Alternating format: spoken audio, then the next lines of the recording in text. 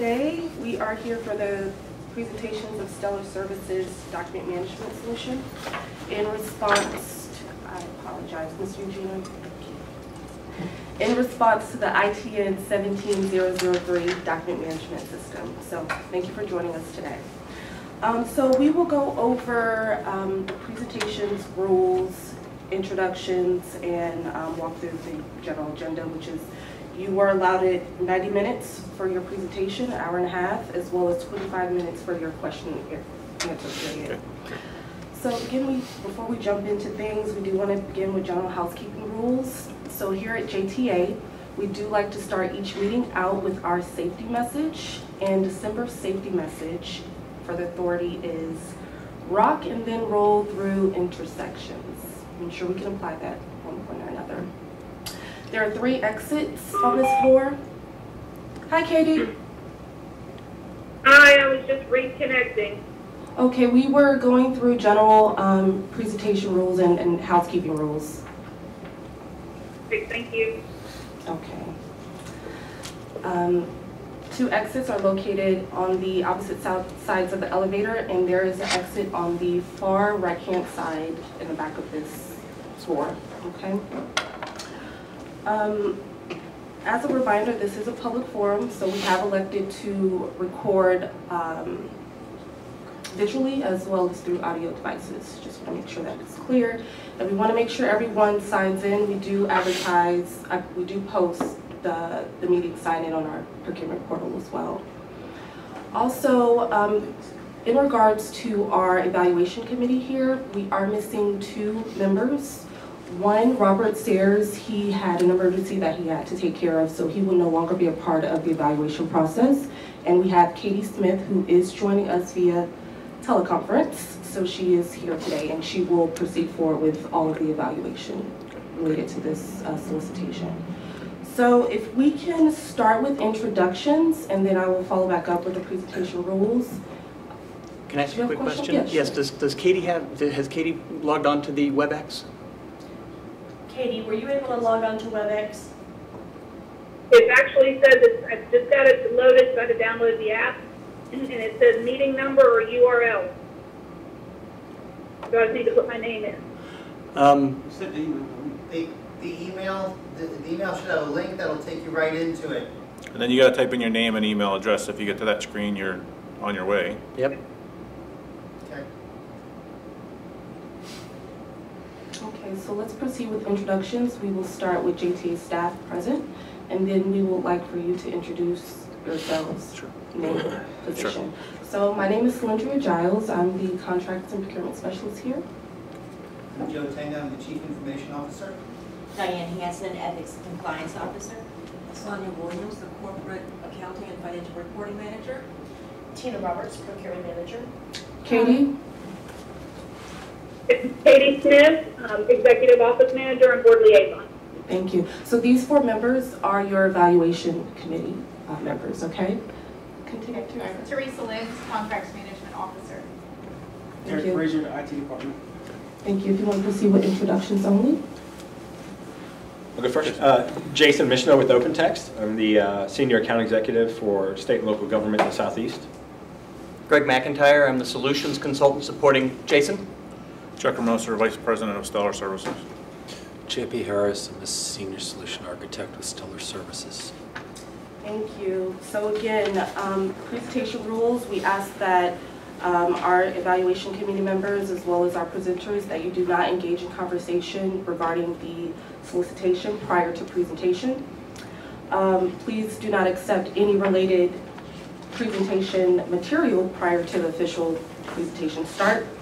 We have our timer here so that you can see, your allotted time. We will begin that after we wrap up with our presentation rules. Any questions regarding the presentation rules? I just want to be clear, we do have pricing in our presentation. Sometimes you do or do not want that. And you asked for it in the presentation, I think. Yes. So I just want to make sure it's going to be in there. So. Right. Okay. In regards to the letter that you received, you will have the 5 minutes set up. We had a little bit of issues on our end, so we did extend it. And you will have 1 hour and 30 minutes to discuss your system clarifications as well as your general presentations, which should cover your approach in quality assurance and quality control, ongoing operations, maintenance, and support services, pricing, as well as your implementation plan. Okay, just want to make sure. Thank you. Okay, so, So when we get to the 2-minute mark, I'll hold our break. Okay. Okay, just thank to be you. clear. Thank you. Okay, if there are no further questions, we'll go ahead and turn the table over to Stellar Service. Okay, afternoon, everyone. Thank you for having us. I'm going to go through a PowerPoint presentation, which we sort of already went through the first bullet, which was introductions. So that's a good thing. The next item is really the corporate overviews. We're going to talk a little bit about Stellar Services, and we're going to talk about OpenText Corporation, the software vendor, or the software provider. We're going to review the evaluation criteria, which Sandra already discussed. And then we're going to do the demonstration of key functionality. Okay.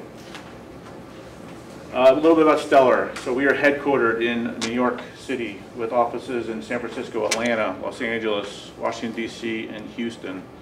We have about 85% of our business comes from repeat business. We have long-term standing relationships with our clients. We started at Port Authority in New York, New Jersey, for example, on pretty much day one, and we still have them as a client. We've actually expanded and are working on more projects over there as we speak. So we really focus on client satisfaction, meeting your requirements, and we'll talk a little bit more about that, some project examples coming up.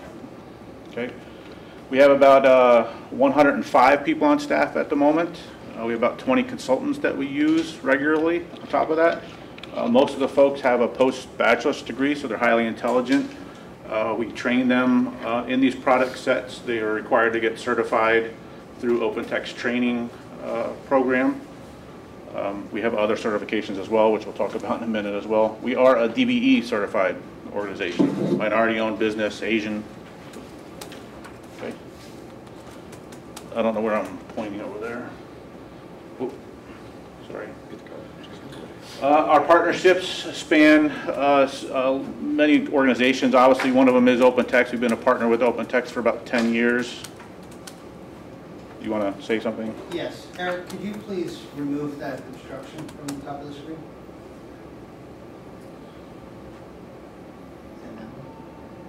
Yeah, that's fine. So, we have partnerships with hardware vendors as well as other software vendors, IBM being one of them, Microsoft, Adobe, who also offer up, and Aconex and some other solutions also offer up document management systems. Stellar picked OpenText as the preferred vendor of choice in this scenario because we believe the requirements that you've identified inside the RFP closely align with OpenText and not with the other product sets. Stellar's solution areas are enterprise document management. We have project controls, capital project controls system implementations. We have enterprise asset management, and then we do your traditional IT infrastructure services. If you guys have any questions, I assume you're allowed to ask them along the way if you want to. Okay. Some of our state and local agencies where we are currently doing business are listed here. I want to point out a couple of them. New Jersey Transit at Newark Liberty International, we are doing an OpenText document management. We've done an implementation a number of years ago. We continue to support it in a document controls aspect. We're not doing technology, we then transfer it over, and we're actually doing the staffing that goes there as well. At New York Port Authority, New Jersey, New York, they use OpenText probably for the last, I don't know, help me out, maybe 15, 20 years. We've been there doing various projects leveraging OpenText in their legal department, their governance departments, capital controls, and in various departments across Port Authority. Port of Seattle, I'll touch on that a little bit more.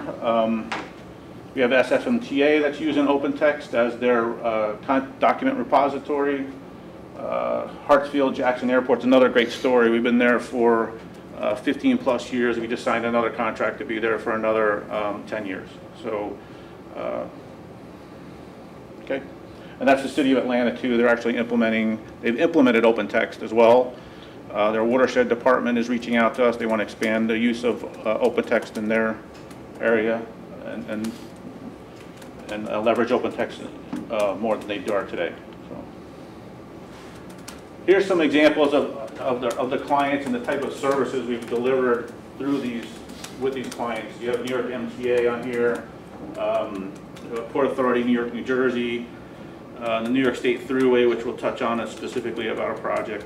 And we've done everything from installation, configuration, deployment, training, integration, you name it.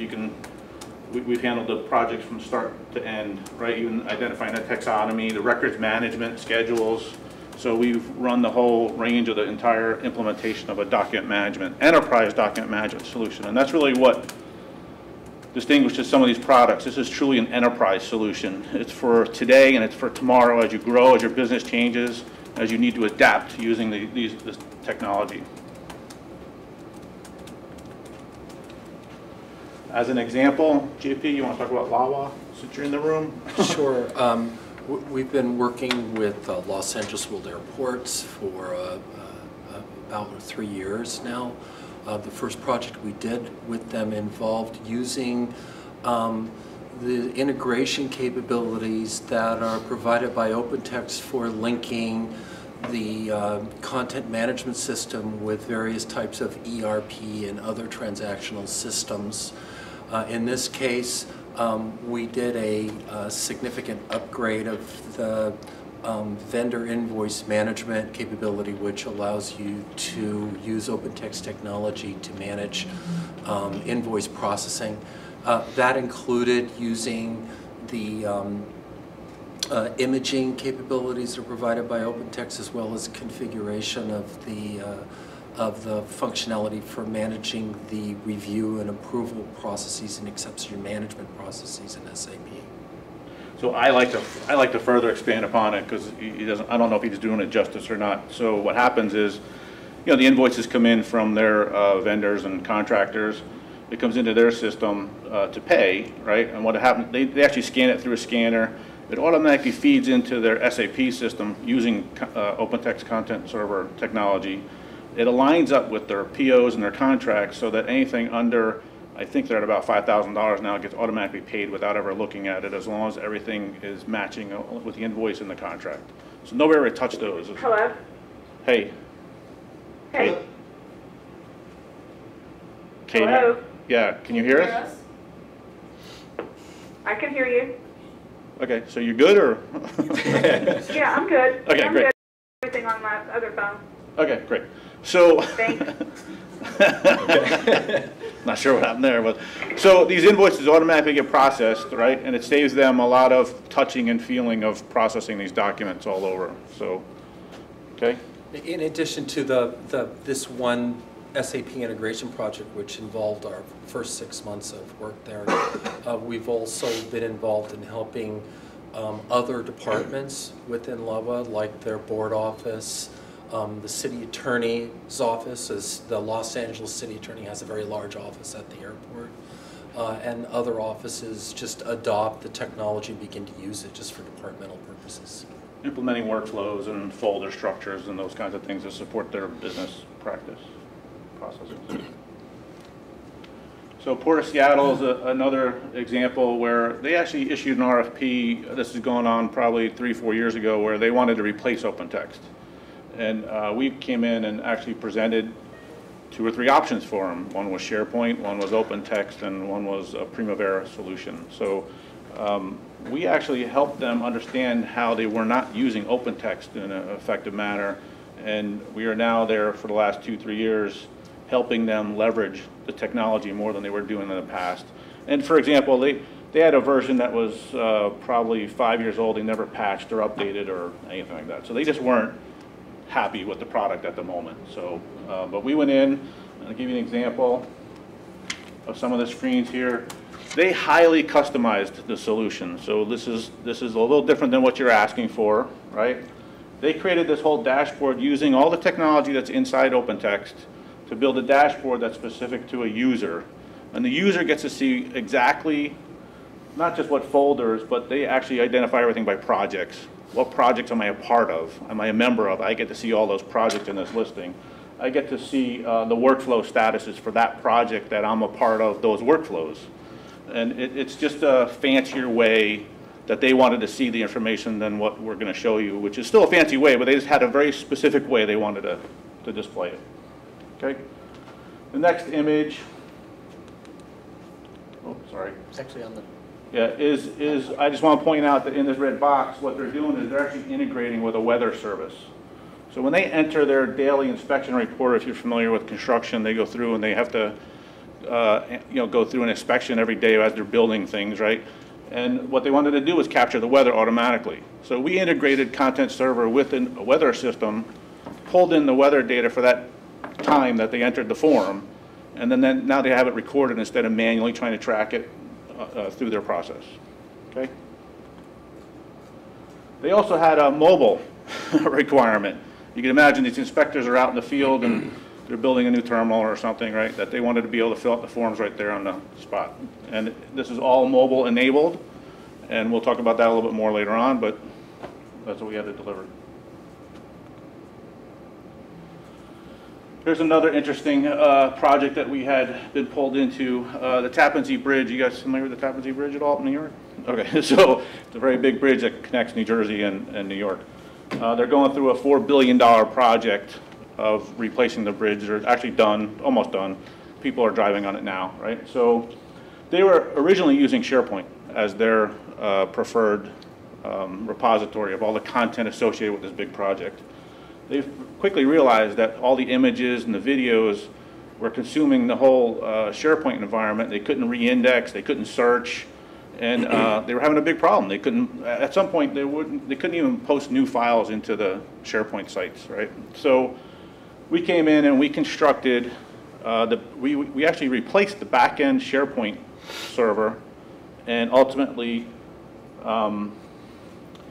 left the front-end screens in SharePoint, so that the users didn't have to be retrained, right? And with the content server, with the power of content server, they're up to almost 5 terabytes of content now, where it's not being re-indexed. It actually indexes on the fly. It's not the same principles as SharePoint, and they're able to post as much content as they need to in the system.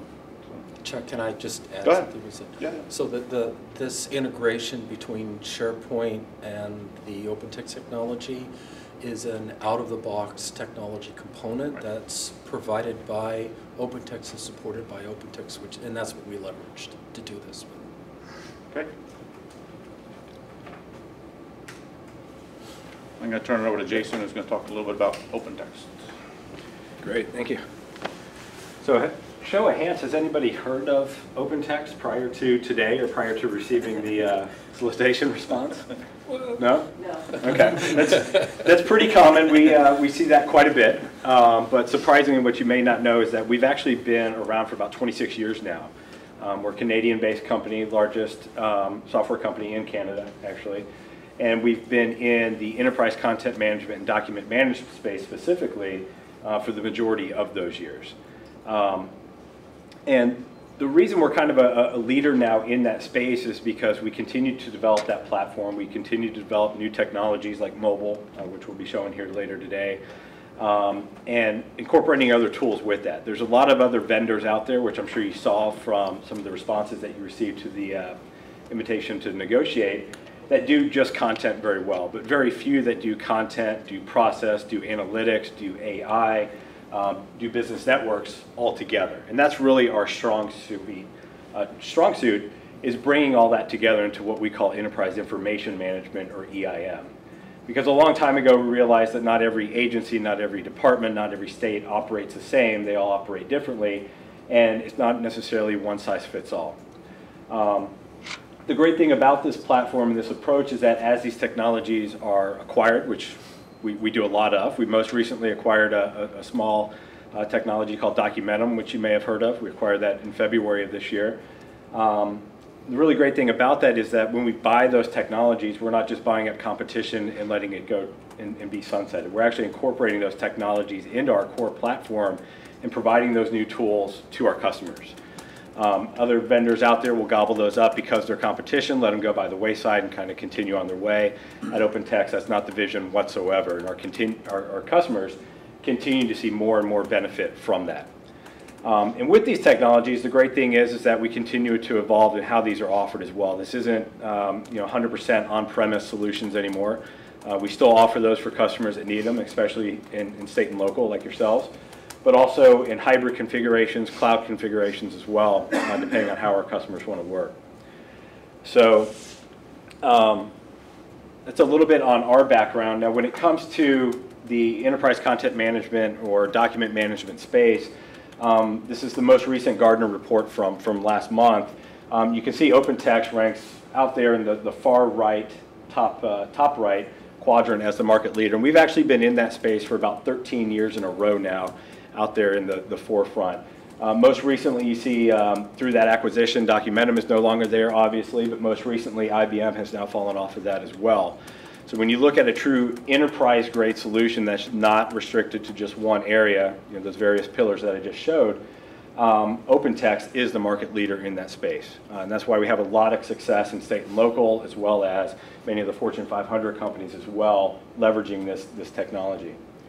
And Gartner is an independent organization that actually does this analysis to determine which products are, you know, rated better or worse than others. So. Right. Good point.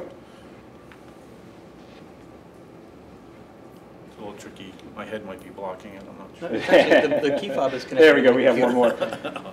So to that point, you know, in this space, it's unique in that, you know, being a software company as big as we are, we have 14,000 employees now since that Documentum acquisition. We still have a designated nationwide team that's just solely focused on state and local government. And from some of these logos that you see on the screen, you can see we've had a lot of success in this space. And reason that we do is that a lot of times we get interest from City of Atlanta. Chuck mentioned a moment ago that there's a department that's interested in just one thing. Maybe it's content management, or maybe it's something else. And we start there, and from there, other departments, other agencies see the benefit of it, and it continues to grow. And other ones may need things like e-signatures, they may need analytics, they may need advanced workflows and things like that. And the great thing is, by having all those technologies that we either acquire or develop ourselves, it's very easy for our customers to add those modules on out of the box, like JP mentioned in some cases, onto that platform that they're already utilizing.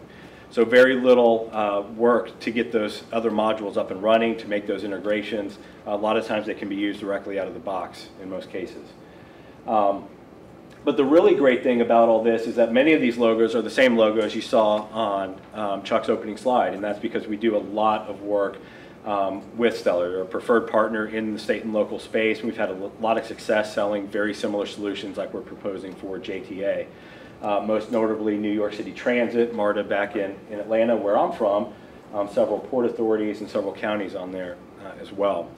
And the great thing with that is, you know, some of the other software companies out there, they utilize solution experts, solution implementers like we do as well. But that's all they're really utilized for. With our partners like Stellar, they pretty much work hand in hand with our team, including our solution consultants like Greg.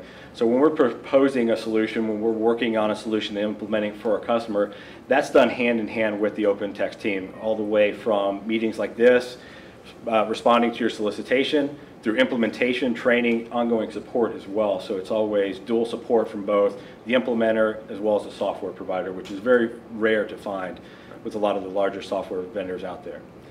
So again, with that, that's kind of the brief overview of OpenText. Again, like Chuck said, I'm very happy to be here in front of you guys today as well. I'm normally just down here in the fall when Georgia plays Florida, so it's nice to be here out of that setting and not have some of those other things going on. So thank you very much for having us. Chuck? Yeah, so the next section we were asked to talk about was the implementation approach, which includes our project management approach. We'll talk about the traceability matrix, weekly status reports, testing, quality assurance, and quality control, our understanding, our methods for handling that, and then training and maintenance and support. Okay? So our project management methodology follows a typical PMI approach, right? We're typically a waterfall. Hey, we're going to build something. We're going to come and get requirements. We're going to build something, give it to you, right? The only exception is this, that we find it very useful that in this design builds area, we actually transform it into an agile process where we're going to show you as we're building it. This way we don't get off track with what you expect and what you want. So if we're working with your users, we're going to, we're going to do some configuration, and we're going to show it to them, right? They're going to say, okay, hey, yeah, that's spot on, right? Or, hey, we need to tweak it. Because we don't want to get to the end and find out that we're way off, right? So, this offers us an opportunity for some training that happens, in an informal way. It actually improves the overall organizational behavior change management process, right? Because then the users are brought in earlier to adopt to the new technology and help buy in on these decisions and help the whole project move forward in a better way. Okay. So we go through our initiate, which is our discovery requirements gathering. We do design and build, and that's again where we're working together doing these things.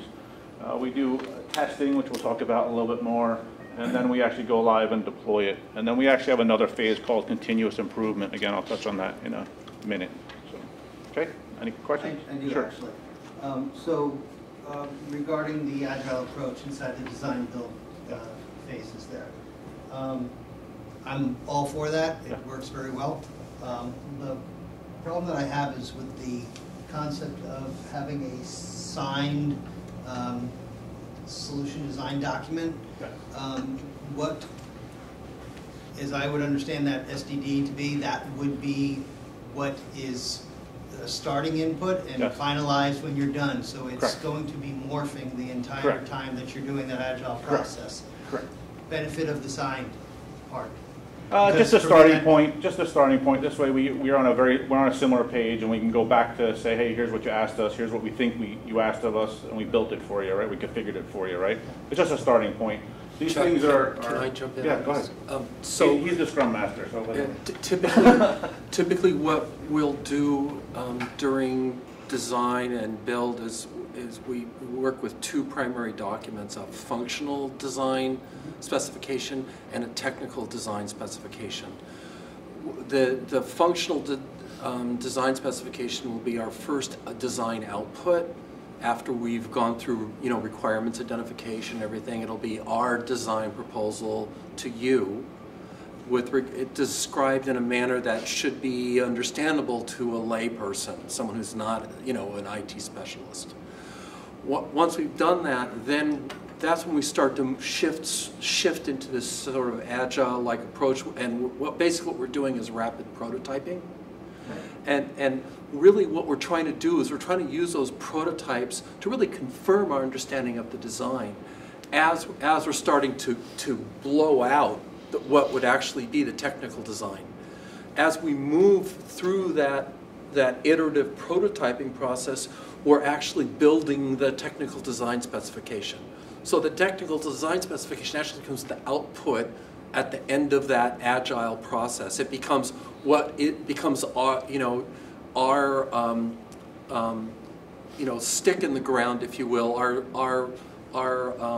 the way that we nail down what the solution will be, what we have to finally build, and what we'll take through into the testing process. We're good? Yep. An example of our traceability matrix, the thing that, one of the areas that we focus on obviously has to be the requirements. And what we do in this table is really we document your requirements, and then we align it with every other document that we create, whether it's the use case, it's the test script, and it's the training content, so we know we've accounted for all your requirements throughout the entire process. And then you can go back afterwards, after you receive the system or during the testing, you can go down and say, hey, yep, I did see this. This function is there. This is there, right? And this way you get what you asked for, right? Our weekly status reports are going to be very descriptive based on our project schedules. We follow our schedules very rigidly, where you have a baseline start date, and then we manage to that. And we will tell you when we're off, when we're not off, when we're ahead of schedule. And if we are behind schedule, we'll tell you exactly what we're going to do to catch us up to make sure we stay on schedule. Whether that's adding another resource at our expense, whether there's some other issue that we've got to address, that we deal with that on our own. Okay.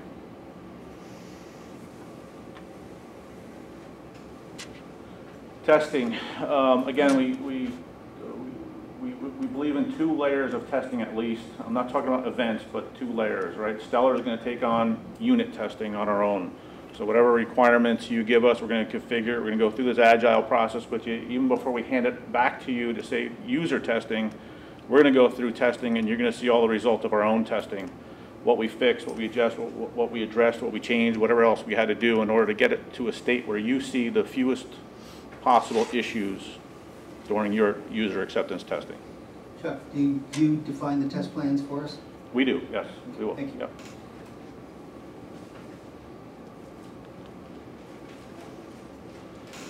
So our quality assurance, how we measure it is that we have a traceability matrix in place. We have our proof of concepts and our demonstrations completed and I'll say signed off, but you know, we've gone through that process to make sure that we've got your buy-in on what we're doing moving forward. We do unit testing, we do user acceptance testing, and then our status reports is actually evidence of our progress and the quality we're delivering here, right? I'm going to talk about, we do actually have a very sophisticated issue and risk management set of templates that we use. I've seen clients go this extreme and clients do something much less. So it really depends on how we want to manage this project. So these tools allow us to count and track the different risks in the different areas of a typical project. And we can zero in on whether it's red, green, or yellow, how many greens, you know, they're not a high risk, how many reds are severe risks, et cetera, right? And then we can address those as the project's moving along, obviously, right? We typically have weekly status meetings where we review the status report, and then also we review each of these risks and issues, and we would do the same review of each issue every week until it's finalized or mitigated in some way.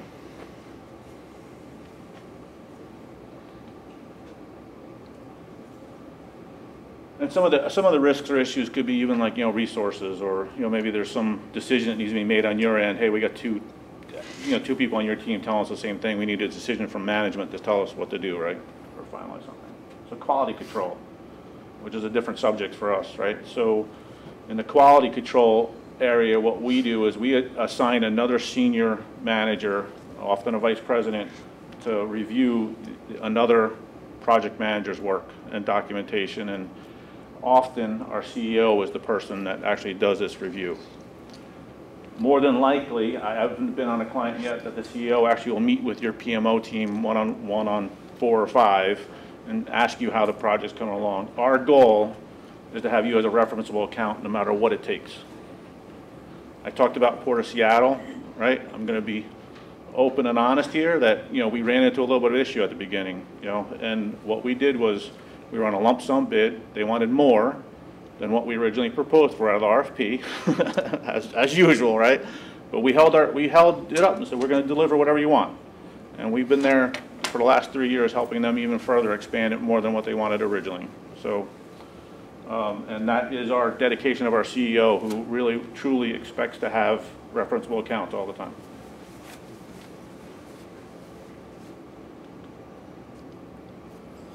Training at this moment, unless we hear otherwise, we recommend train the trainer. It usually helps with the staff changing their behaviors and moving to a new system, that they have somebody from within their own team able to support them and train them. That certainly can be changed, but that's what we would recommend. We also would recommend training to be by role. So there's a couple different roles in this space. Certainly you have the IT role, right? You have people managing servers potentially, or maybe, I'm not sure how you would align it. Most of our organizations that we worked with, we have power users that create their own workflows in the departments. They don't necessarily rely on IT. I've seen it mixed, but most of them have power users creating the workflows, right? So we would train the power users on how to create their own workflows, okay? As an example, there are just general users. Hey, people are just going to sign in, they're going to post a document, or maybe they just want to search and find something.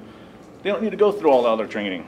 They just need to understand how to do those couple of things. So we start breaking out the user community and really setting up the training to work for you as opposed to against you, right? We know everybody's short on time. Okay. Chuck, can I add something? Yeah, by all means. So training is one of those really challenging areas, primarily because what you find is it's just not as easy as, packing, a bunch of people into a room and spewing PowerPoints and having them try the software out for, half a day or a day. That often doesn't really work very well. Really, people learn these technologies as they're using them, and it takes time. It's more than just a training class. So we will oftentimes actually put people in offices doing hands-on mentoring with people. Chuck will talk about our approach to post-go-live support, and that feeds into this as well. So, we recognize that, it's more than just training, it's adoption, it's dealing with helping people to understand how to work differently from the way they're accustomed to as a part of adopting the technology as well. And all of that comes into play. Okay. Maintenance and support. So we, Stellar, as part of this project, provide 90-day warranty period. So everything that's configured, everything that's in your system, you call up and say, you know what, I really don't want it this way, I want it that way. We'll fix it and change it for you if it gets all approved and dealt with, right? There's no charge, no extra charge for that, right? So that's a phone call away. We have a help desk. We have an 800 service call center that you guys can call, and we work through the process on our end. OpenText also provides customer support on the server software and the uptime. So they have 24/7 with 1 hour response time on critical and 2 hour response on everything else, right? So, and that's if there's something wrong with the core software product, right? And that's for the life as long as you keep your maintenance in place. Okay. Then this is where JP alluded to, is that we have this continuous improvement process. We know after you go live, that's not the end, unfortunately, right? You're going to have users that are going to ask for more. They're going to have some more training needs potentially, or even your subject matter experts or your power users. They're going to want to ask other questions and have some additional training. So we actually come down 30, 60, and 90 days after the project closeout, meet with whomever you want us to meet with. We could talk about other changes, like we said, with the 90-day support. We could talk about additional training, whether we need to sit here for a week and spend a week inside a department and say, hey, you know what, I want somebody here to help coach them and mentor them through this, these changes that are going on. And then we also know that as people get more familiar with this technology, they ask for other changes, right? And that could be, hey, you know what? I get this invoice manually all the time. I want it to be automatically scanned and read into my system, right? That's something later down the road. But people are going to start to understand how to leverage this technology more and want more from it. So. And then as an option, which was not included in the proposal, Stellar can provide a managed server services so that we can either host all your services or you can host them at your facility and we'll manage servers, doing all the upgrades, patches, etc. And then also Stellar and OpenText offer an 800 number for end user support as well. So. Okay. Next subject is the key staff. We were asked to identify the key staff for JP and myself. So you met us. The team would be comprised of Marcus Bloodworth, who's actually one of the original people at Stellar that worked with OpenText on implementing their software on servers. So he would be doing the setup of the software on your servers. And then Yang, Tino, we have a number of other people that might get involved with the configuration. Just depends on the timing and what needs to be done. So.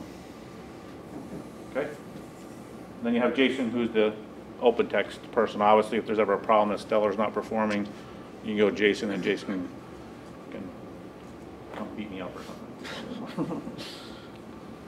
At least try. So implementation schedule. Again, we were asked to deliver this. We go through.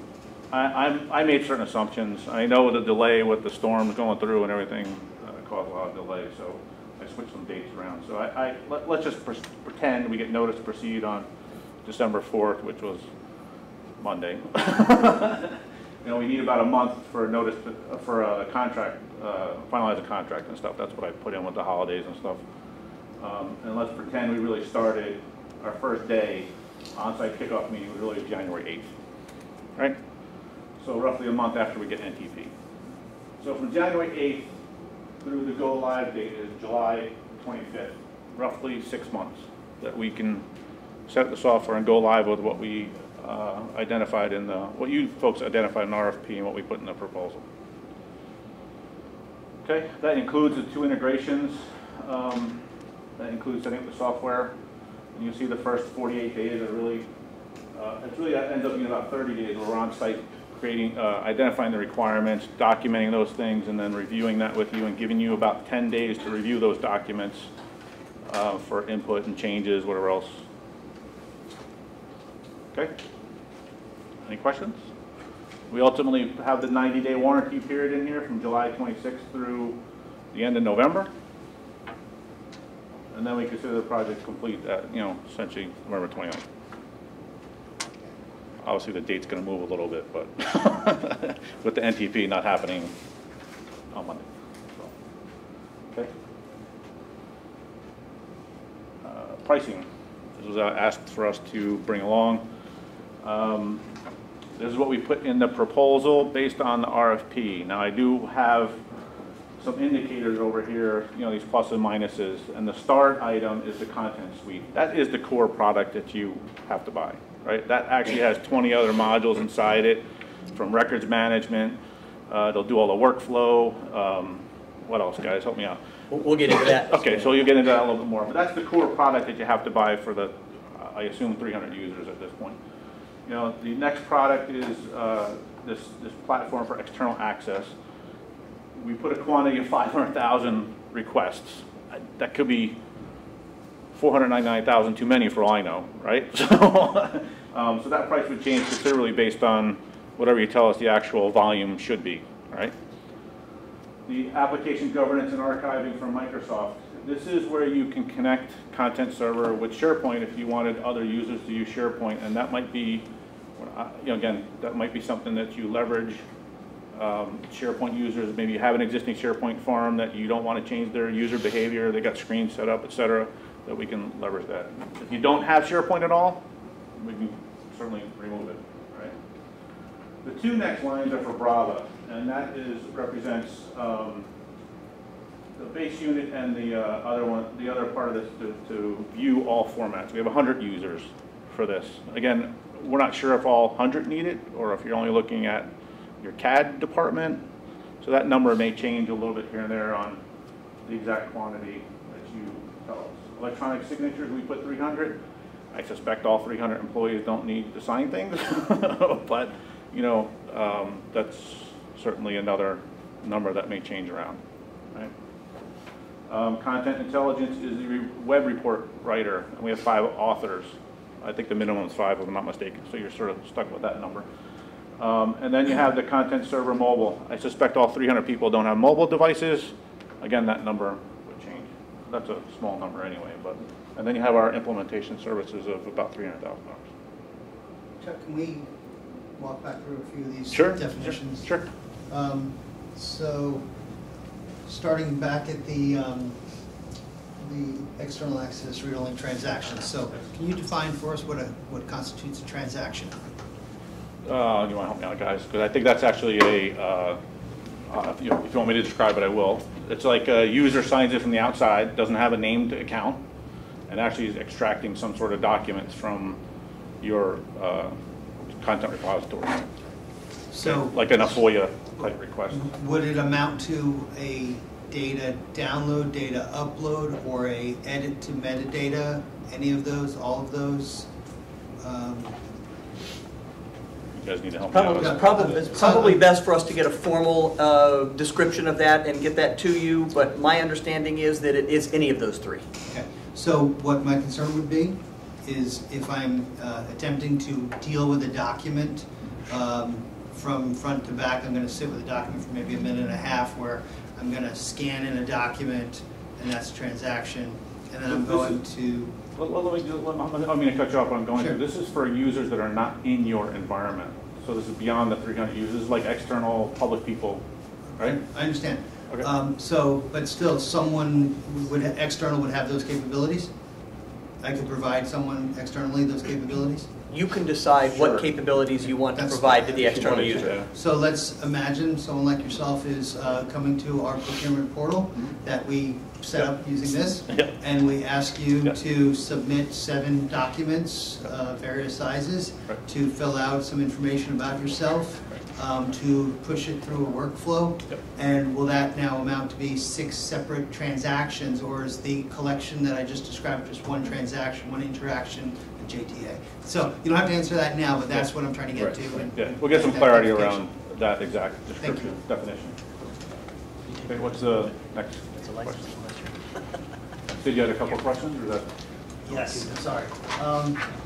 The Microsoft SharePoint, so let's say we do have SharePoint, because we actually do.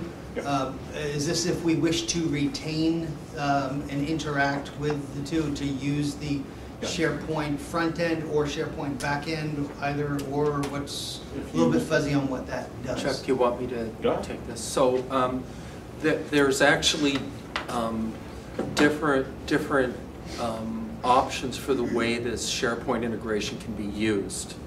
The most simplistic way is you just basically are putting all of your documents in the OpenText repository, but you're presenting all those documents through the SharePoint UI. For the user, it just looks like a SharePoint library, but in fact, the documents are never actually going into SharePoint. They're all going into OpenText, and they're just interacting with the documents through the SharePoint UI. That's one option. Another option is that they provide various configurations of copy and move, where you're actually putting documents into the SharePoint library, and then you're, at some point moving them into the OpenText repository, or copying them into the OpenText repository and leaving links behind in SharePoint so that the user can go back to that library and still get to the document later on. All of these second copy move is often used in conjunction with the OpenText records management capability, and that's where we see customers most commonly use it. Okay, thank you. Again, I'm not sure how many people have SharePoint, and Right. so that's something we'd help you with the requirements, understand how you would leverage what license count. Okay. And then could you just define the content intelligence for me? I didn't follow that. So What is content that? intelligence is the web reports, guys. Right, so content intelligence includes a couple of modules that extend the reporting capability included with the content server, and it includes a module called Web Reports, which allows you to build out web reporting and dashboards and that sort of thing. A module called Active View, which allows you to change just about any aspect of the content server user interface. And then lastly, it includes a set of standard reports that we've built out that allow you to do things such as look at user permissions across a branch of the repository and be able to track how a user's interactions with different objects within that branch would work, right? Whether or not they have just read-only access at certain levels or read-write at others, etc. Permissions tracking and that sort of thing, as an example.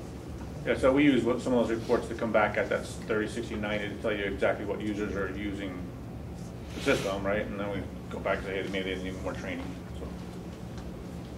All right, that's it for this slide. Okay, Thank you. Great. I think with That's it that. for you then. Right? I'm sorry, what? That's it for you, isn't it? Yeah, it is. Oh, Yeah. With yeah. that, I'm going to turn it over to Greg. Wonderful. You got 45 minutes. Okay, no problem. We can do that. All right, thank you very much. Good afternoon. Pleasure talking with you today. As Chuck mentioned, my name is Greg McIntyre. I'm the solutions consultant for OpenText, and my goal today is to give you an overview of the technology that they will be implementing and you'll be using for this solution. I do have a couple of slides here that I'd like to go over first, just to kind of give you an overview of the technology stack and some of the information about how the technology works.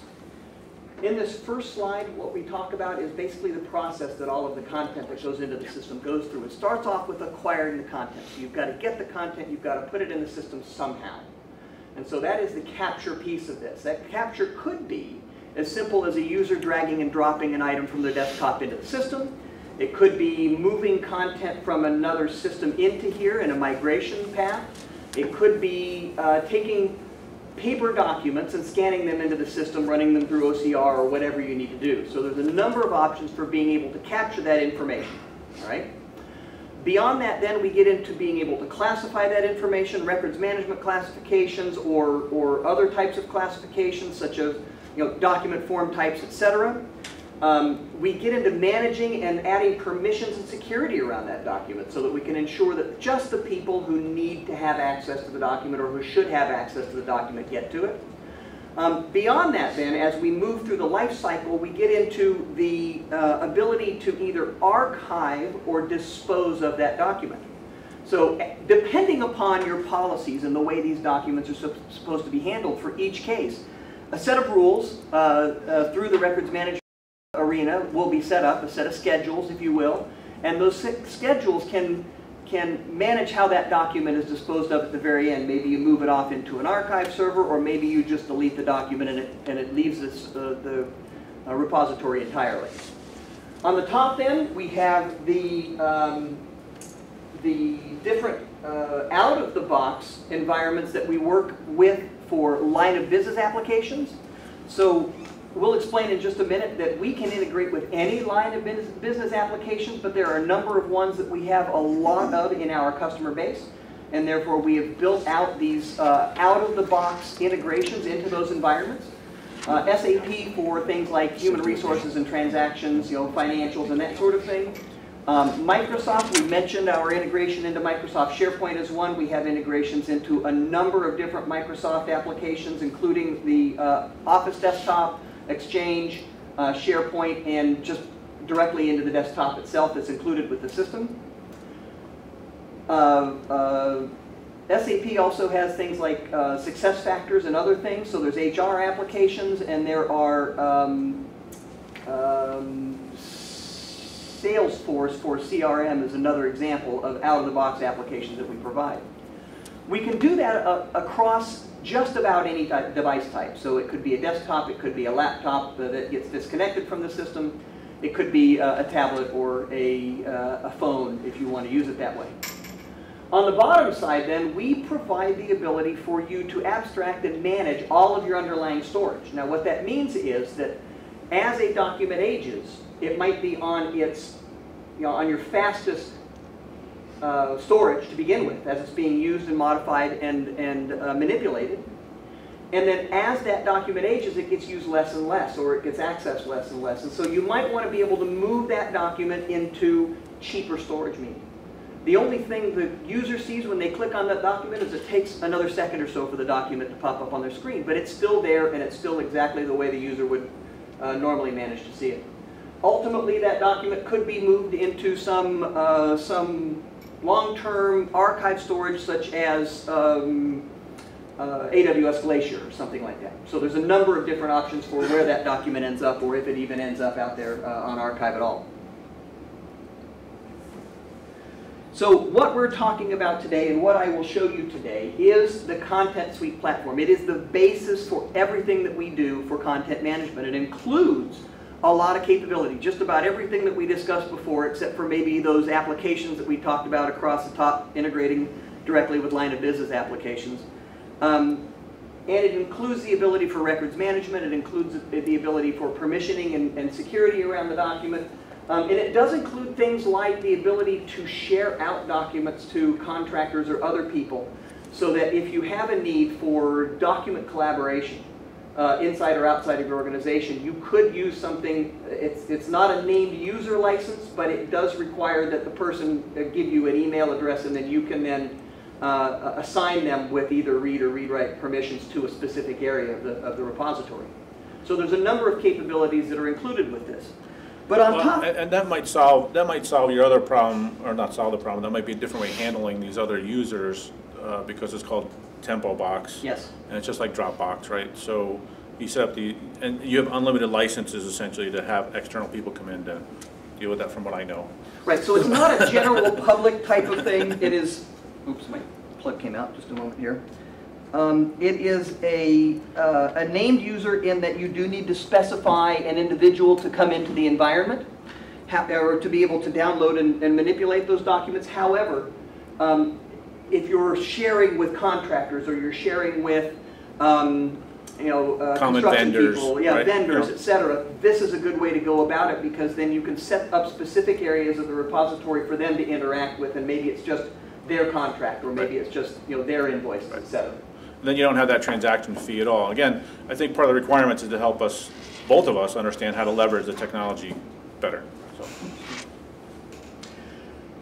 So on top of this, though, we have created an additional layer that is called our extended ECM, and it extends literally the underlying base applications programming interfaces, or APIs. These are what those external line of business systems use to talk to our underlying content repository. So when we talked a little bit about the vendor invoice management earlier, vendor invoice management uses this external layer to talk to SAP in order to be able to deal with the transactions. And a user might sit in SAP and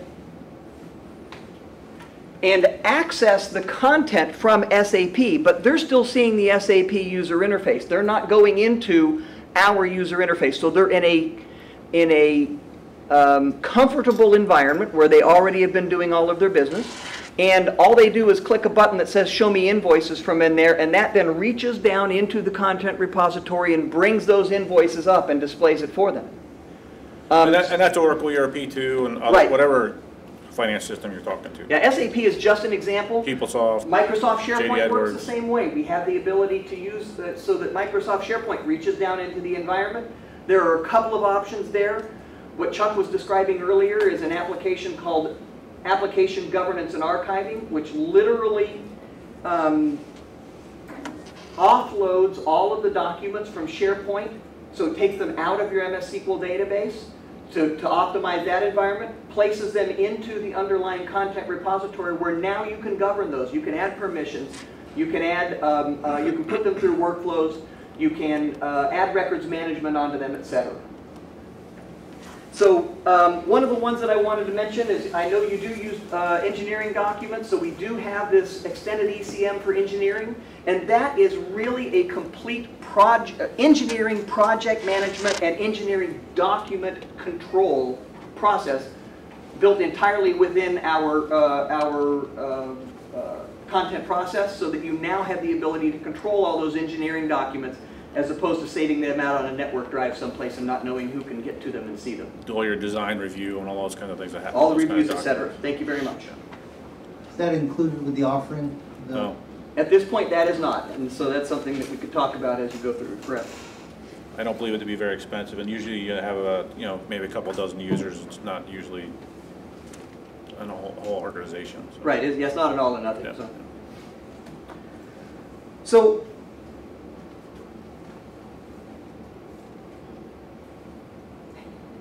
it's changed on my screen. There we go. Okay. So the different layers, or the different pillars of content and process and experience, etc., that we offer are all completely integrated, so that if you start off with the content server and later on you want to add an extended workflow capability, that layers right on top so that it still accesses our content repository.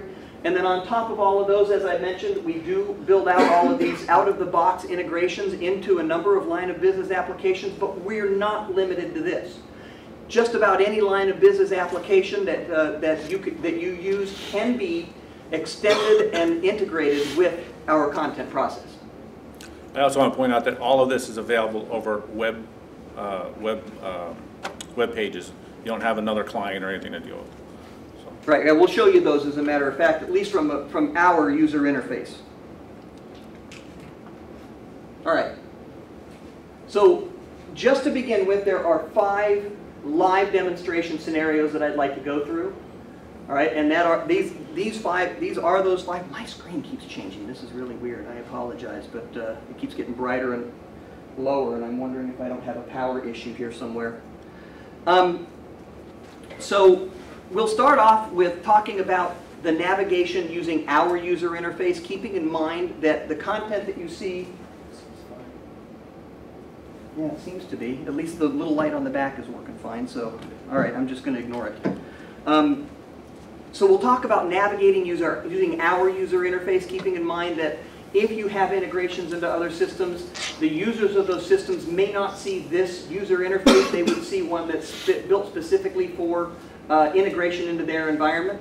We'll talk a little bit about what our Brava, which was mentioned earlier, Brava viewer and annotation provides as far as annotation and redaction capability.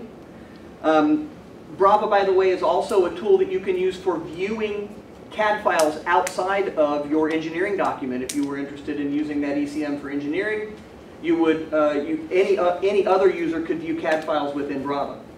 Then we'll talk about once you've got the documents in and you've got them managed, now we need to be able to find them and search them. So we'll talk about using search and e-discovery. Then we'll go into how we integrate into the Microsoft Office environment. And as we've mentioned, we not only have access to Microsoft Exchange so that we can do things like archive all of your emails for FOIA requirements or legal requirements, etc. But we also have integrations into the desktop Office and Office 365 environments to allow you to fully utilize your content repository directly from within those environments. And then last but not least, we'll talk about mobile, and we'll show you an example of a mobile application that you can use. So starting off here with the contextual navigation, the user interface that we provide is called the Smart View user interface, and it is a complete HTML5 compliant user interface that is, by the way, built upon all of our underlying APIs. So there's no weird questions or weird transactions that happen on top of that. Anything that you can do through our Smart View user interface could be accessed directly through the API if need be, and that's what really adds to our ability to integrate with all these other systems.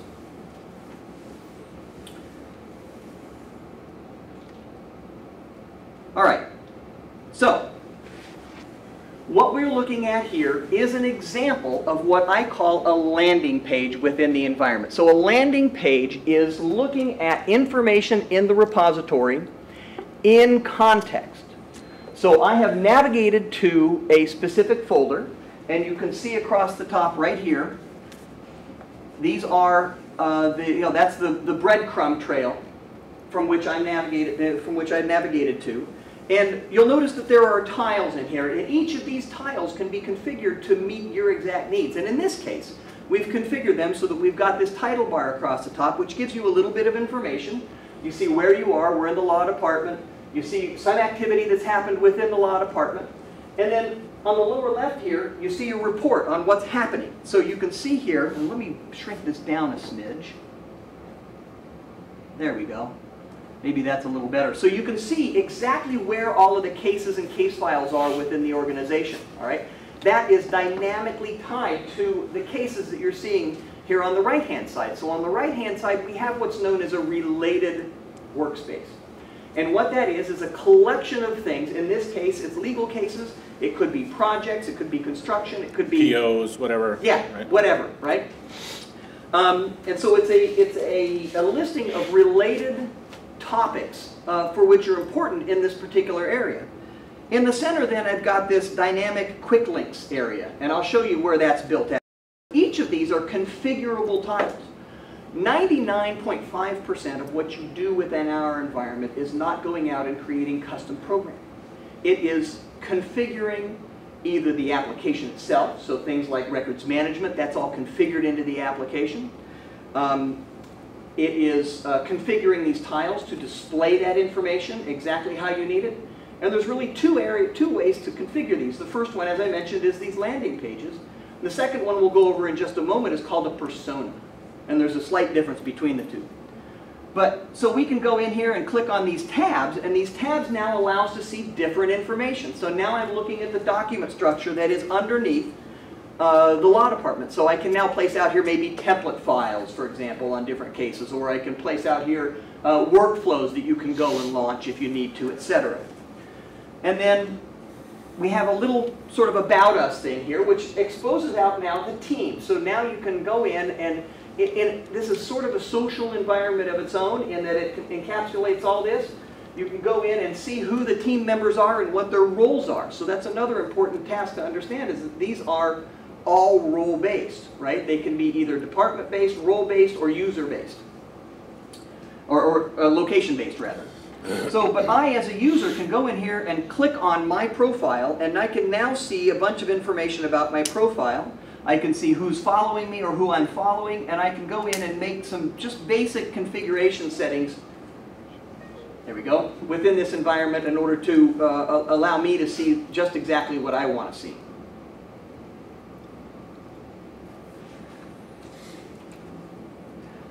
And then last but not least, I've configured a custom search, and when we get into the search area, I will show you this. Oh, that's weird, it's doing it on your screens too. I will show you this in more detail. So, but we have the ability to not only search just keywords, because as you drag and drop the documents in and they're indexed through, we do allow you a full text keyword search, but we also then assign metadata to each of those documents as we go through. I want to bring out that the indexing that happens is almost real time.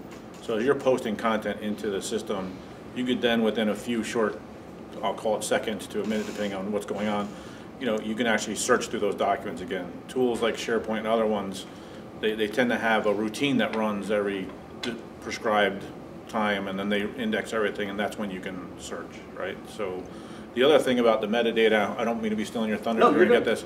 So when you post files into this document, you capture metadata, right, for each of these files. You can inherit that metadata from a folder. This way it creates a better collection or a better quality of the data that you're entering. This way the user can only needs to enter whatever specific metadata they really need to for that file, and the other stuff can be inherited from other places. So. And I'll actually show you that here shortly so that you can see how that looks. Did you have a question? Okay, no worries, just checking. So as we've mentioned in the past, this is all configuration. So what we're looking at here is a configuration manager specific to those screens. And this is a Perspectives Manager. If I click over here on the right where it says Configure, you can now see, okay, there's my 4 tabs that I was just going through. This is exactly what that screen looked like as I was looking at it before. If I click on one of these now, all we do is go through and enter some basic information into the widget configuration. And while it shows some numbers and stuff here, when you go through and configure this, it's actually a point and click, choose where you want it to go. It's not, you don't have to know those numbers. So if I wanted to now, I could easily go in and add another widget into here. I could go grab something like, let's see, let's use recently accessed. Throw that in here because that's an easy one. So I just drag and drop that into this environment. I can click on it. I can see that there's really very little configuration that needs to be done because recently accessed is automatically tied to the user using the interface, and it pulls out of the environment the most recently accessed files that they have gone to and displays that in this widget now. Pretty simple, right? So here's an example now of a persona. A persona is like a landing page in that you have the tiles that you can configure and determine exactly how you want them to look. But the important thing to understand about a persona is this is now tied to a user's role within the organization. So in this case, this is a role for a records manager, and what it's showing here, and again, let me change the size. All this changing of my screen trying to get this up and running has, there we go. So we've now got some reports tied around records management. What types of documents do I have within my different categories? What types of documents are stored within the repository? Where are those documents stored, etc. And then we also have the ability, again, to get into these dynamic quick links. So, and these dynamic quick links can easily be created within the repository. It's just, information, links within a folder structure that's displayed here. Obviously, this is just an example, right? You can imagine a purchase order, a purchasing department having something very similar. How many purchase orders are outstanding? What's the workflow? Whose ball and court is that in? Everything. Exactly. So, and again, showing you just quickly that, okay, this is what that looks like. So it's really easy now to go in and add in new widgets and to be able to configure those widgets to go out and do exactly what you want them to do. The difference here is that we have a rule now based upon this that says in order for me to access that screen, I need to be in this RM group. So that's really the difference here, is that instead of being tied to a location in the database where the landing page is and then it builds that context around the location that you're in this case we're doing it because I'm in a specific role and I'm going in and looking at records management. Joe, you got a question? I do. On the prior screen, you had some charts with bar lines and whatnot. So if you were to click into one of those lines, will that bring up the 24 items that are going to be destroyed? I don't believe the report is configured that way in this particular case, but these reports can be configured to do that, yes. That's what we did for Port of Seattle, right? They wanted to go in and drill down into the details inside there. So is that out of the box, or is that a custom code you have to do to make happen? It's typically out of the box. I just don't know your specific requirement, right? So typically we could do that out of the box if you're just looking to drill down straight. If there's some sort of calculation or something else we want to do with the data, then we might have to do some development. Okay. But it would just be minor development in order to add that calculation or whatever in. So, yeah. Okay. Let me go. Oops. There we go. Okay, here we go. So,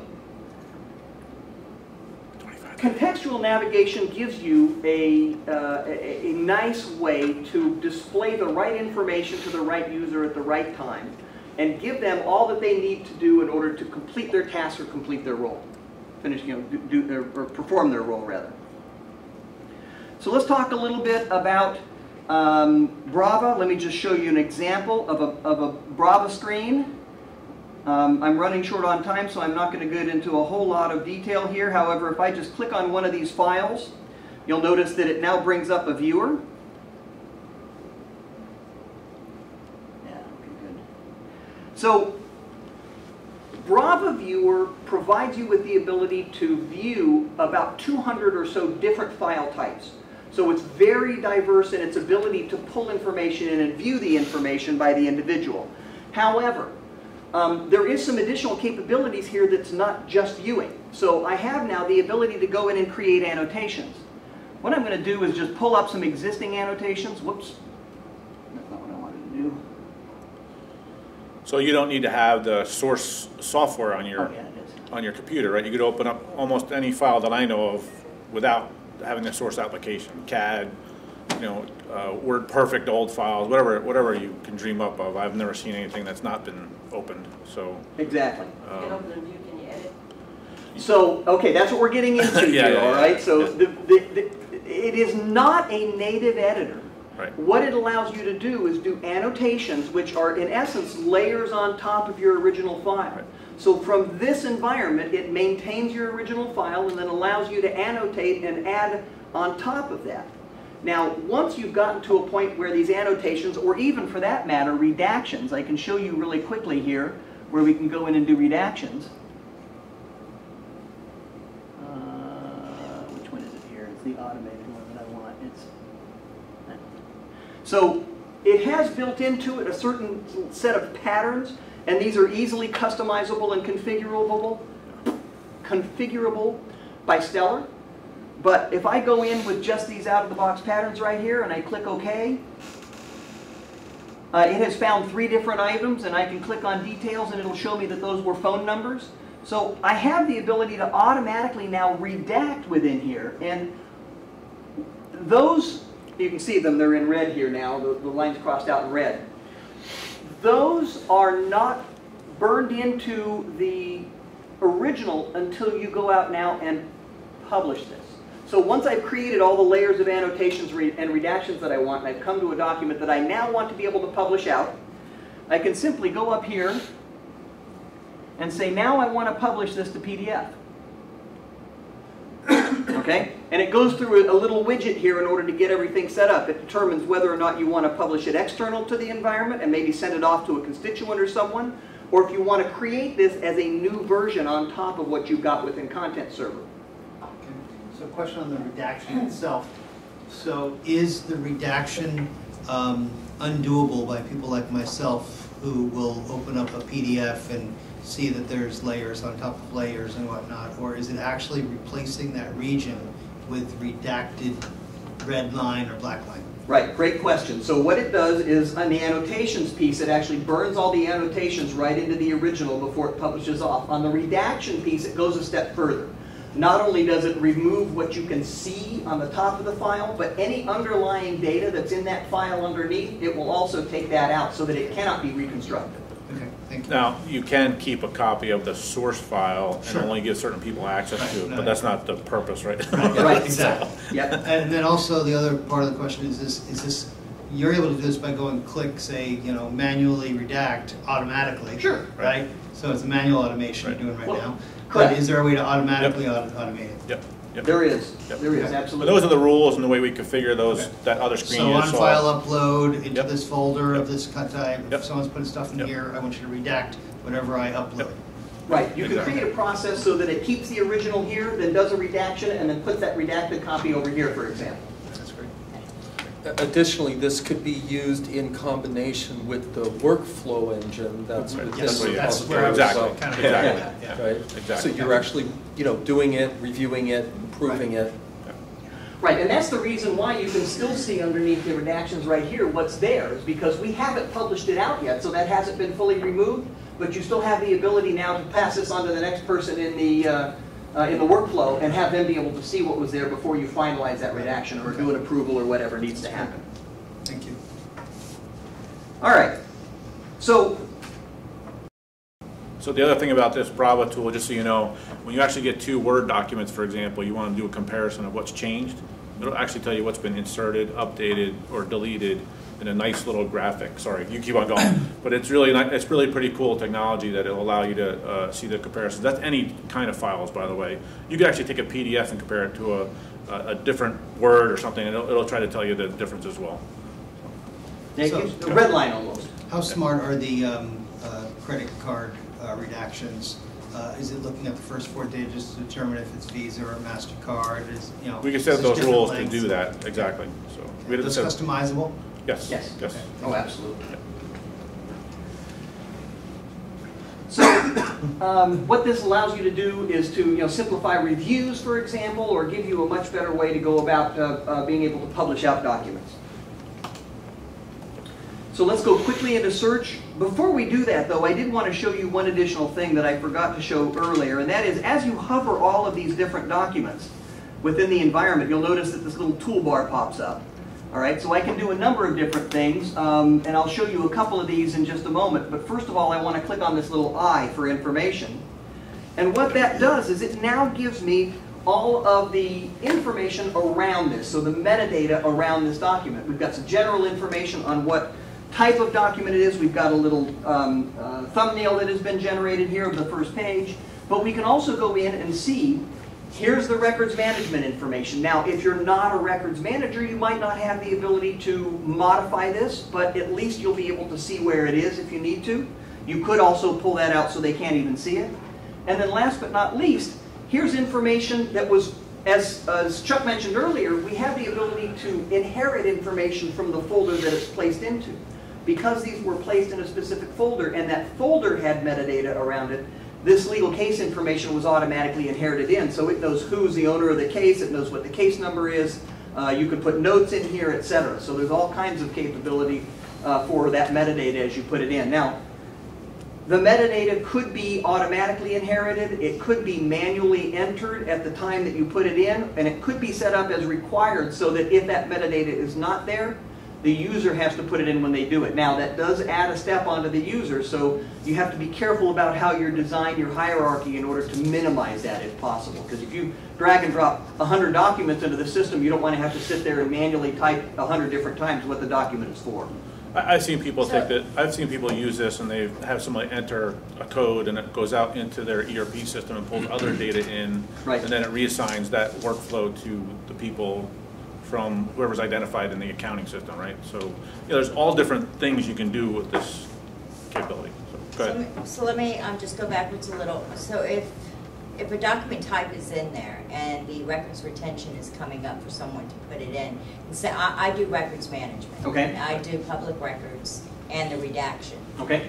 All right, so I have a couple of questions, but I'll ask them at the end. On the document management side, if the screen is coming up for the employee to plug in that information, is the system automatically finding what record number it's going to be and adding the years to it? This is a deeper discussion than I really ought to go into there's right now. So there's a let's talk at simple the end. response to that. Every document you put in this repository is automatically assigned a unique numeric identifier. Okay. And then from there in the metadata, we set up the records management schedules, and then we tie the two together. So maybe the user doesn't even need to enter the information at all. It's just based on whatever your criteria is, and or you give them the opportunity to change it, and then they can kick off a workflow. Hey, this person changes for some reason, and it goes back to you for review. If you want to do that, there's again different combinations you can. And repeatedly, you know, Chuck has mentioned this idea of inheritance, and you know, and you also talked about it as well. You're putting a document in a folder, inherits metadata. One of the metadata values that can be inherited is the record series identifier. So it's really common where we see people will organize a folder structure that corresponds to their file plan. Right. So that just by the user, all you're instructing the user to do is put all records of this type into this folder. And then they're done. And the system takes care of assigning the retention rules and everything else. All right, so if they use a drag and drop method and say they do, you know, 50 files at one time, will the system automatically rename them the same thing that they've already had them named into their system? Yes. Or do they have to go in and rename them? No, it inherits the name that it was in their system. And let's reserve any further questions until our question answered. Yeah, we got 14 minutes. Yeah. So two other things I'd like to mention here real quick, and that we have the ability to show versions. So I've gone through and made a couple of versions of this particular document, and we can go in and pull up those prior versions and be able to get to them very easily through the Versions tab. And then in addition, under that, we have this Activities tab. And Activities is a little different than an audit trail in that Activity tends to show what has changed in that document or who has changed something in that document. There is a complete audit trail that's created on everybody who has viewed, who downloaded, has moved, copied, printed, downloaded anything to this document. And that is not this. This is just a simple activity. And I can show you that at a different time, though. Yeah, so. we need to move audit later.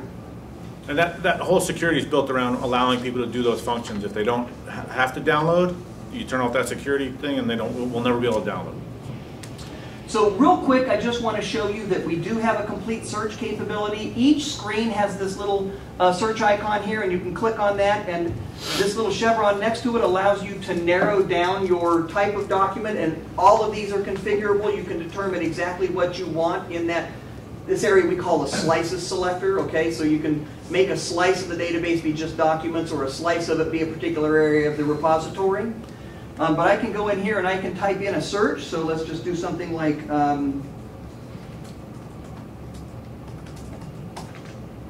and when I do that search,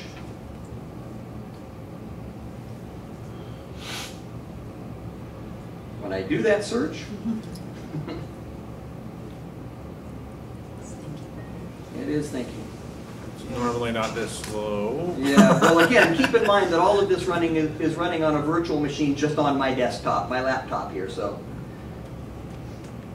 I'm going to, just to move on for a moment, I'm going to come back, we'll come back to that in a second. I want to click on this tab because we also have a search capability over here that allows us to go in and search just on specific metadata areas. So if you have an area of the repository that in this case is talking about legal cases, you can easily now go in and narrow down your query to exactly the metadata associated with those particular files. So in this case, if I were to go in and just put in a case number in here that I happen to know. Again, this is all configurable for each Right. department, each user, whatever the criteria might be for the users involved. And of course, I tested this all earlier, but now my Yes. search is not going to run. I can demo the search. Okay. So I'm running the same repository. I just accessed it on Safari on this iPad mini. And I can type in I'm just typing in a word. It's actually someone's name. I just typed it in here at the top of the screen. Right? And when I say search, it just comes up and gives me a search result like that. Right? It's the same it's the same technology. It's a different. I'm actually accessing a server, different server. A different server, but it's the same solution. So, and the point is to show you that it works on the mobile. I'm just doing this on my iPad mini. This is not the mobile app that we were talking about when we were looking at the pricing screen. This is just accessing it on Safari, just through the browser, like you would, on a desktop computer. So you can make a choice whether or not you actually want to implement an operating system native app, because we have one for iOS and Android both that you can download for free off of the App Store. Thank you. We're getting into the last piece here, but that allows you to access it just through the browser application since it is all HTML5. So theoretically, search should... And it didn't. And it didn't, yeah. So, and it's telling me that it doesn't like my content server. That's not good. All right. Search should bring you up a set of results. And here is a quick screen on the capabilities that are provided by our search engine.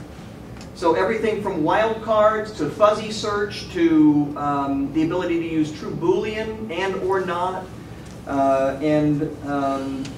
We do also provide what we call an e-discovery mode, and that is a mode for someone like a paralegal or someone that needs to go in and do either legal discovery and place items on hold, or to be able to go in and do FOIA types of requests and responses.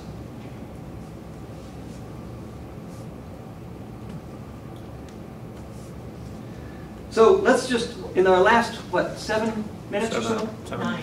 9 minutes, okay. Let's just go in really quickly and take a look at our Microsoft Office integration. All right, I'm just going to close that. I don't want to. So Microsoft, That's not good. that might have actually resolved it right there. So. We mentioned earlier that we have the ability in Microsoft Office to go out and view documents. So this is an edit icon right here. If I click on that, okay, good, it is still running. So it opens up the document right into Microsoft Word and allows you, now this is the editing capability because we are using the native app. And this is what allows you to go in and do true editing to the document. So I can now go in and I can make a change to this. Let's say I want to take this right here and I want to make it all black and I want to unbold it. Okay? I'm now just going to close this and say I want to save it. And what it does is it saves that changed document back to the repository without having to do anything other than click save as a new version. So that way we've made changes to this and the most recent version is up. That's one way of looking at Microsoft integration into those desktop tools. We also provide a complete Microsoft Outlook set of tools. On the right-hand side, you're looking here at a list of the repository and the all of the folder structure that's within my demo repository. Windows Explorer looks just like that too. You got all your folder structure, pointing back to the content server. So users are very familiar with navigating through that, right? It looks just like another shared drive or something. Absolutely. And I can go down in here and I can actually click and view the files that are in our repository directly from within Outlook. So remember we mentioned earlier that we expose that content inside of any environment. One of them happens to be our Microsoft integration, where this environment is exposed directly into Outlook and Word, etc. So now if I wanted to, I could easily right-click on any one of these documents and be able to say, all right, I want to share that with an individual. And you'll notice there's two options here when it pops up. Oh yeah, there it is, okay. The first one is to share it as a file so that you can actually send them the file itself. Now we have the ability to turn that one off because that does break our governance if we send the file out to somebody else. If we send it as a link, that allows the governance and the control of that document to be maintained, and then no matter who they send it on to from then forward, if they click that link and they don't have access to this repository, they won't have the ability to see the file.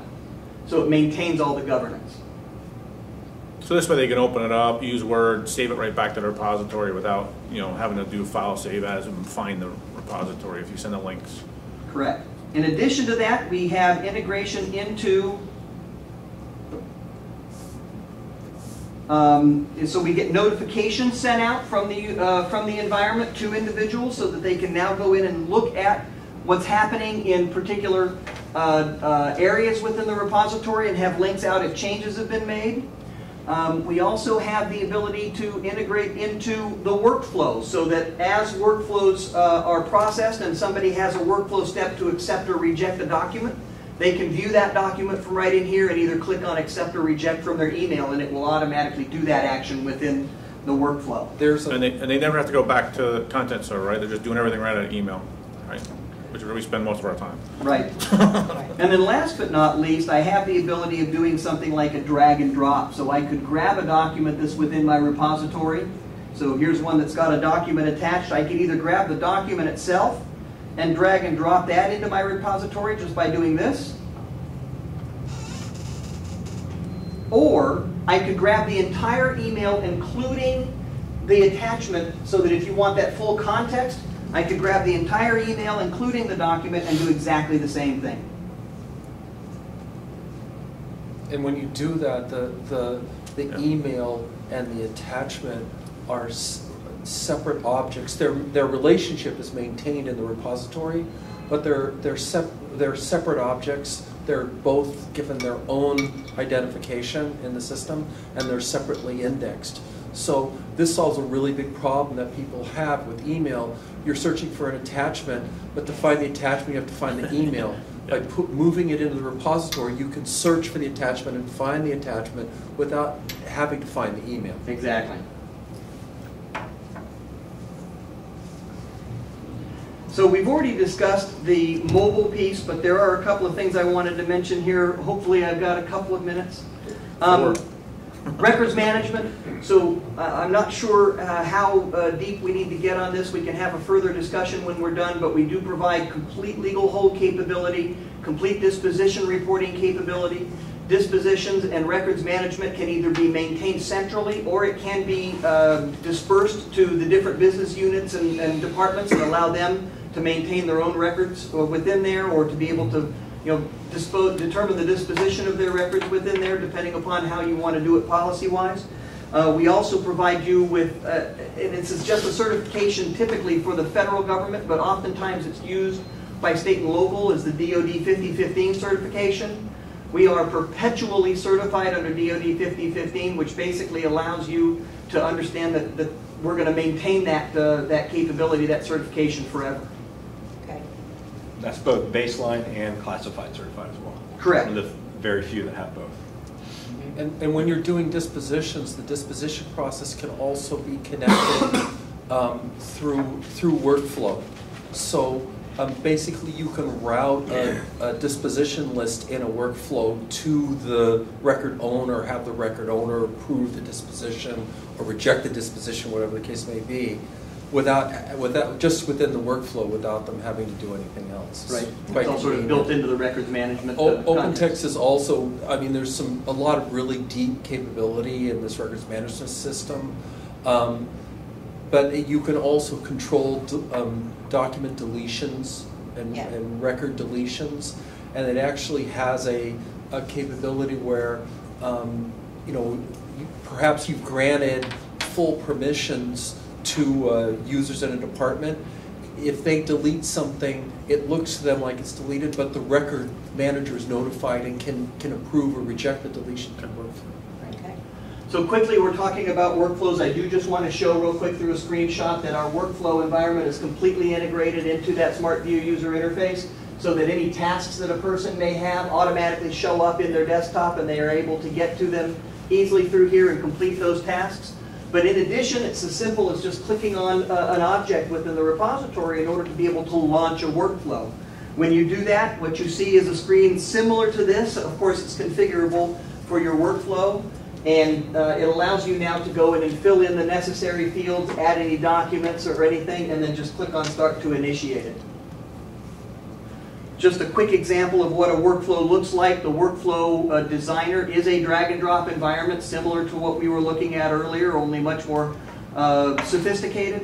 It allows you to put in things such as user interactions. You can do things, just about anything you can do manually within the repository, moving documents, copying files, adding metadata, adding records management classifications, etc., can be done through a workflow based upon either metadata or information provided by the user, or whatever accepts and rejects by individuals, etc. So each of those boxes you could click on it, and another set of tabs opens up and allows you to check a lot of user-friendly stuff to hey, send it via email. Here's the message I want to go with it. Here's whatever functionality you need for that little action box to happen. There's other boxes behind it that let you define it further. And that really was the last thing that I wanted to show, so we are right on time. Wow. So now begins the Q&A session, right? Just going to go ahead and restart the timer. Okay. Okay, let's go ahead and start. So we have 25 minutes for your Q&A session. All right. So I know that there was a significant number of questions around the records management piece.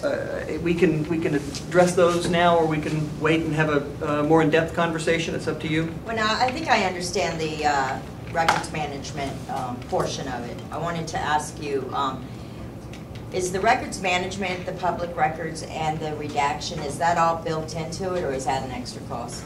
That was all built into our quote. So the records management is a part of the platform itself. The redaction is a part of the Brava tool that we mentioned that is built into the quote. And then the public records, is that what you mean by allowing the public to see it? The FOIA. FOIA? The FOIA. So the ability to search and mark documents for FOIA is all built into the records management piece also, so that's built in also. Okay. And that's both electronic and physical records. That's right. Okay. And does it have, for the FOIA, does it have the capability to archive documents that you don't want the public to see? You can always identify which documents, whoever's handling that process can identify the documents to include or not to include. Okay. Again, that would be part of a workflow or some sort of process stream to deal with that. And also for redaction, will the system recognize whether, say, an RFP has any type of trade secrets in it or proprietary information? Will that be built in from the laws of Florida, or? Well, only if the RFP or the proposal you're getting has it identified as, this is proprietary, then we could say, okay, for the next page, redacted or some sort of rule. You have to establish a rule, right? Okay. And it has to be. It's like you're looking at the paper manually, but you can automate that rule, right? Right. So. Okay. And I guess my next one would be, do you have the capability of, I did read DocuSign in here, so you do have the capability of Integrating with DocuSign, yes. Okay. Yeah. All right. Yeah. That's all We would I have. actually, I don't mean to knock these guys, but the DocuSign tool is actually one of the stronger tools out there. We would actually recommend more integrating with DocuSign than using the inherent electronic signatures. Right. Our e-signature capability is only authentication based. It isn't digital certificate based. And so if you really want a true signed document that requires a digital certificate, we integrate with DocuSign. Yeah. Okay. So noticed I liked your capabilities around the separating the email, the attachment. That was actually, I was hoping someone was going to say that, and I'm glad someone did. But it did raise a question in my mind. I was going through there where you indicated you could also allow only the sending of a link to a file while you were talking in there. So so we don't break the governance piece, right? Yeah. And that was inside the Microsoft Outlook. That's where we're talking about that. Is that also inside the core product where you can, is there ability from within the core product to send an email? Yes. And then you also have the ability to say... He actually showed, I think he showed that to you as well inside the product. I don't... Can we also limit it the same way and say, yes, hey, we had to change the drop-down menu to but that remove it, but it can part be changed. of the... Yes. Okay, kind it's a configuration option, It's a right? configuration option, exactly. So we could remove it, add it. There's another part to the capability that is also really important, the link itself. Yeah. So the link that OpenText is using, it includes that unique identifier, that numeric identifier. So it's basically a URL that has a number in it. That's really important because that means that link is good no matter where the document is moved to. Right. So you could send an email to someone with that link in it and then move the document to a different folder in the repository and the link's still good. Right. That numbering behind the scenes is not, I don't know if it's a part of the URL, but you also get the file name in there so you know what you're sending to somebody. Well, and last but not least, remember we were talking about the abstraction of the storage, so that if today it's on your fastest storage media and tomorrow it moves to slower, cheaper media, and when that happens, that link is still maintained also. Right. Okay. What about the forwarding of links to an email that has your button links that were part of it? The approve and reject. The approval. Yeah. So could I send something over to one of my peers and they get to approve it, or is the security baked in?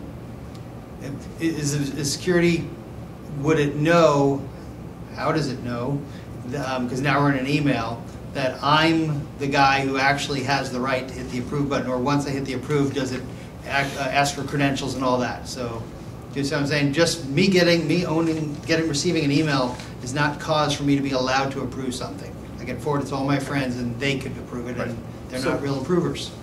So asking for credentials is not always necessarily the case, because this is integrated with underlying enterprise directories such as LDAP or Active Directory. And that being the case, the individual who clicks on that link would probably, if you're using something like Active Directory, would automatically be authenticated into the system. And as long as they have permission to be able to click that link and to be able to approve that document, they can do it. So in other words, you can delegate during a workflow to another person to allow them to do that. But if they're not delegated, or if there's someone that doesn't have permission to that workflow, they won't be able to do it. So you can decide who you want to be able to do it and who you don't. So the authentication is happening behind the scenes, right? So even if that email is routed to your friend, right? When they click on yes, it's actually hitting that content server when it sends that response back and dealing with it. The authentication happens after Exactly. It'll say, hey, you know what? This is not, this person can't do that. You couldn't just forward the email to someone. You can't just forward that email with those buttons in it to someone else. Right. You'd have to delegate the step to them. Right. Right. Thereby giving them the permission. That's right. Giving them the right if you wanted to give them use permission. the workflow. Yeah. So are the changes made by user tracked, by who, by when, so I know we didn't get to it, but you did talk about that there is an activity log here. Well, yeah, there's actually a full audit trail, and there's about 200 different events inside of the audit trail that can be configured into the product. The typical ones, such as moves and copies and things like that, are all pre-configured, and depending upon what additional modules, such as Brava or the application governance and archiving, new events may be added to that, and you can determine exactly what you want to have audited in that trail. So, yeah, absolutely. Everything is tracked. Well, even if they just clicked on View to look at that within Brava, that would be tracked. Now, it might not be a part of your activity trail because it's not a change that was made by a user, but the underlying audit trail that is based on is much more complete. Would the viewing of a folder be logged? What do you mean by a log? So, so when you click and look at a document, that is certainly locked. But sometimes you get a You mean list. You get a list of track? documents before you click in, and you have metadata that's being shown for those documents in the list. And sometimes the metadata itself is sensitive. It's PII. Yeah. And so I want to be able to know if someone has seen 50 lines of PII before clicking in and seeing more PII. Right. Yes. So is there a log of viewing of a Yes, we can of a create that list? log, yes. Yes. Okay. So just to mention here, the permissioning structure that is built in behind each of these objects, whether it's a folder or a workflow or a document, for example, the permissioning structure is very granular. It allows you to determine, to give people just see permission so that they can see that there's a document there but not be able to get into it. See and see contents, which allows now a person to only see the contents but not edit anything.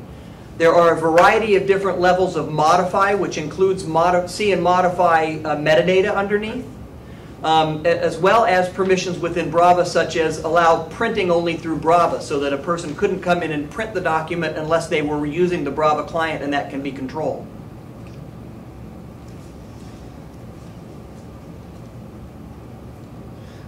So when we send the link, rather than a PDF, for someone to see a document, are they able to download the document to pass it on? Depends upon their permissions. Okay. All right. And then I had a question regarding the hierarchy, folder hierarchy. So a document can appear in a folder because I put it there, right? But there could be a document can fall under multiple folders. So are these is the hierarchy virtual or is it actual? In Windows Explorer, it's physically, for all intents and purposes, there. It is physical, but I'm going to tell you that we can set up a virtual structure. Virtual views to virtual the views, same exactly, okay. yes. And yeah. then are those also considered folders, or are they just views? It's like, is there a folder view which is the equivalent like of, a folder of an view. operating system? Yeah, it'll look exactly like a folder Okay. view, right? Okay. It's called literally a virtual folder, and what it does is display information based upon the metadata associated with those documents anywhere within the repository. Okay, so I worked with SFMTA. They had a department that was, two departments. One was project number based, the other one was contract number based, right? So all the documents started in the project space and they tracked the contract number, right, in their metadata. What we did, we just flipped it around and showed the folder structure using the contract number for the contracting department instead of the, Right. so definitely. That's what I'm looking for. Then last question, do you have the ability to do a Soundex search in case someone's a really bad speller? Soundex search. I don't remember that in my list. I know Fuzzy is in there. Fuzzy might be considered it. These are all the events that can be audited in the system. Oh, wow. That's a system administration page. Okay, So very good. we can get you that list, but definitely Fuzzy's available. I know that for sure. I don't have the. Fuzzy and wildcarding are probably the closest if it isn't Soundex Direct, but you know. Yeah, there's a fuzzy search, various kinds of Boolean searches, and these can be used in combination, obviously. It can do other types of searches where it's sounds like, or search based upon, something at the beginning of a word, something at the end of the word, something contained in a word. It's really very, very extensive in terms of the advanced searching. You can also do the full text search and metadata searches in combination. Right. So you can do a single search that's using both of those at the same time if you want to. Okay. Searching was really sort of our first passion. The company was originally designed as the original search engine for Yahoo many years ago. So that was all of the document technologies that we have were really built upon our very strong search capability. And is this open source? The name implies open stuff, so It's not open source. No. Okay, thank you. It open APIs, but not open source. Good. Thank you. And I just want to add again that Tempo Box solution might be a good idea for you guys. It actually comes with the product too, and that's like Dropbox, and it's available to your internal users as many external users as you want. Can you comment on security considerations around your Dropbox type solution there? What was it called again? Tempo? Tempo Box. You want me to do that? Yeah, by all means. Okay. So Tempo Box has the capability to either be a completely independent application that simply stores information into the content repository and maintains the governance there. Or you can actually expose areas from within your enterprise hierarchy out through Content Server, and that is a, out through Tempo Box. That is a configuration that can be made by the administrator to determine which areas of the repository are eligible for exposing out through Tempo Box and which are not, so that you can obviously maintain anything that's proprietary inside. So you might have a section of the repository that might be, okay, put anything that you want for contracts here, or for vendors here rather, and then that would not only be maintained so that those documents are stored within your environment, but they also then are exposed, or have the ability to be, not are necessarily always exposed, but have the ability to be exposed out through Tempo Box.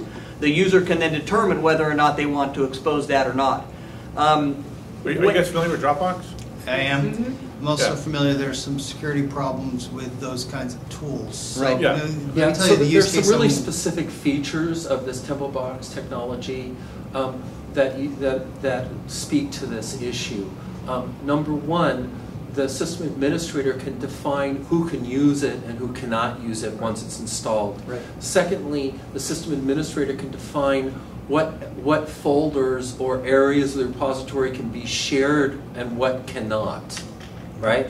And then you can, so you can actually define the users that are using it. You can define what those users are allowed to do. Like these users can, maybe access it, but they can't publish anything. And other users can. So you have very tight control over who's using it and what they're sharing, and that's a really important part of this. Tighter control. Yeah. So what about the ability to synchronize what's in there down to their personal laptop versus their work laptop? So there is an application that is a Windows application that is included with the Tempo Box that allows an individual to automatically sync any of their Tempo Box documents to their local machine and have that done automatically as documents change within the environment. That is based upon permissions though also, so you can determine whether a person has read or read-write capability, and that is maintained as a part of that download and sync. If they don't have read-write capability, they won't be able to edit the document. Is there ability to lock that down by MAC address? What can get synced? That's a Where good can it question. sync to? I don't know what level. I don't believe it goes to the MAC address level. I think you can do it by I think it's IP just address, IP range, but I don't think you can do it by MAC. Yeah, at home, they're just going to be sharing a Comcast IP address. Sure. Yeah. So, okay. That'd be tough. All right, thank you. Any other questions? Good. Any on the phone? Katie, did you have any more questions?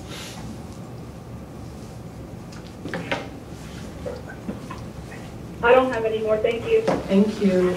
Okay, so we'll go ahead and proceed with meeting closeout. Just regarding next steps to the process, well, first off, thank you again. Thank you all. Thank you. Appreciate it. Definitely. Appreciate you being patient through the early Likewise. process. So next step in the process, the third evaluation committee meeting will be held this Friday, December 8th at 3:30, which the evaluators will review what was discussed today and submit their scoring on what's discussed today. So based on the solicitation under Section 3 of the selection criteria, we called out the selection basis of award, where we are proceeding with a BAFO, best and final offer. So what we would do is we will rank all submitted respondents, and we will choose the top 3 to initiate the BAFO. In case of a tie, we would just go ahead and request BAFOs from all respondents. Okay. And from that point, we will proceed with award if the committee deems appropriate, moving forward with the lowest pricing. Okay? Great. Did you have any additional questions regarding that process? Is award specifically based upon price, or is there also consideration for the capabilities? The considerations and the capabilities of the system will be in the initial evaluation. 70% was priced. There was other metrics in there for the other Right. capabilities. Gotcha. Okay. It is a public forum as well, so if you want to come, you are welcome. Okay? Yeah. Great, again, thank you, and Thank we you. will go ahead and proceed with closing out this meeting. Have a Again, thank you for your time. Nice meeting you all. Thank Good you. luck no matter what. Thank you. So. Thank you very much.